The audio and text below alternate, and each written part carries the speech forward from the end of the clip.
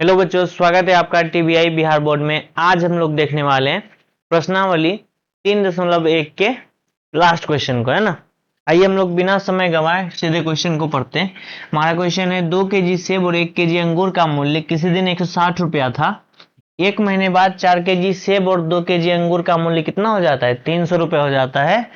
तो इस स्थिति को बीजगणितीय तथा ज्यामितीय रूपों में क्या कह रहा है? व्यक्त करें। सबसे पहले क्या मान लेंगे बच्चों कि 1 केजी सेब और 1 केजी अंगूर का मूल्य क्या है ना। आइए सबसे पहले हम लोग मानते हैं, माना कि 1 केजी सेब का मूल्य, 1 केजी सेब का मूल्य, तो 1 केजी सेब का मूल्य कितना हो जाएगा? मान लेते हैं एक्स। कितना मान लेते हैं? एक्स रुपया है। और 1 केजी अंगूर का भी मान लेंगे। 1 केजी अंगूर, 1 केजी अंगूर का मूल्य कितना है? वाई रुपया है। अब हम लोग आते हैं प्रश्न में, उसके शर्तों के आधार पे हम लोग समीकरणों को बनाएंगे। तो क्या कह रहा है? 2 केजी सेब और 1 केजी अंगूर का मूल्य कितना है? 160 रुपया। तो अगर हम 2 केजी सेब और 1 केजी अंगूर के मूल्य को जोड़ेंगे तो कितना आ जाएगा? 160। सबसे पहले लिखते हैं हम लोग। तो 1 केजी का कितना है? एक्स रुपए। तो 2 केजी, तो 2 केजी का कितना हो जाएगा? 2 केजी का हो जाएगा 2x, है ना। और कितना कह रहा है? 1 केजी अंगूर, यानी कि 1 केजी अंगूर का कितना हो जाएगा? y। तो 2x प्लस वाई। अब इस दोनों मूल्यों को अगर हम जोड़ेंगे तो किसके बराबर हो जाएगा? 160 के बराबर, है ना बच्चों। तो इस तरह से ये क्या हो गया? हमारा समीकरण 1 हो गया। अब फिर से हम लोग क्या करेंगे, देखेंगे आगे क्या कह रहा है। आगे कह रहा है 1 महीने बाद 4 केजी सेब और 2 केजी अंगूर का मूल्य कितना हो जाता है? 300 रुपये हो जाता है। कितना कह रहा है? 4 केजी सेब, तो 1 केजी का है x, तो 4 केजी का कितना हो जाएगा? तो 4x प्लस 1 केजी अंगूर का है कितना? y रुपए। तो 2 केजी का कितना हो जाएगा? 2y हो जाएगा। कितना हो जाएगा? 2y। और बराबर कितना हो जाएगा? ये हो जाएगा 300 के बराबर, है ना। क्या करेंगे बच्चों, यहाँ से हम लोग कॉमन ले लेते हैं ताकि हमें आसानी हो इसे सॉल्व करने में।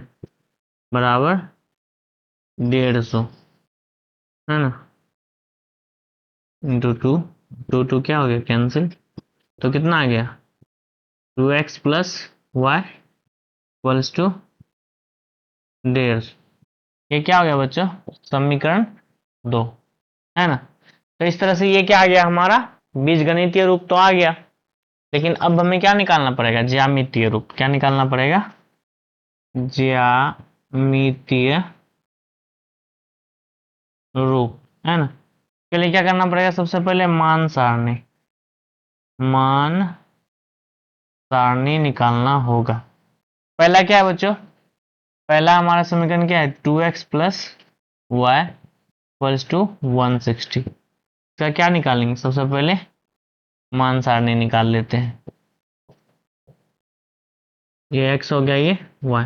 अगर बच्चों हम यहाँ y बराबर 80 ले लेते हैं, तो 80 अगर लेंगे तो इधर जाके ये घट जाएगा, तो 80 बचेगा। फिर 2 से उसको डिवाइड करेंगे, कितना आ जाएगा? 40 आ जाएगा।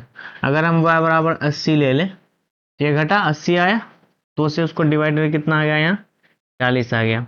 अगर हम y बराबर 60 अगर ले लेंगे तो यहाँ घट जाएगा जाके, और 2 से डिवाइड होके 50 आ जाएगा। तो 60 हुआ, ये घटा 100 आया, फिर 2 से इसको डिवाइड किया तो कितना आ गया? यहाँ 50 आ गया। फिर इस तरह से अगर हम जो है y बराबर क्या ले लें? 40 ले लें। कितना ले लें? 40 ले लें। तो अगर हम 40 ले लेंगे तो कितना आ जाएगा? 160 में से 40 घटेगा 120, और 120 को 2 डिवाइड करेंगे कितना बार में? 60 बार में, है ना। और अब सेकंड भी निकाल लेंगे हम लोग। सेकंड क्या है हमारा समीकरण? 2x प्लस वाई बराबर 150। अभी क्या निकाल लेंगे? मान सारणी, है ना। क्या करेंगे बच्चों?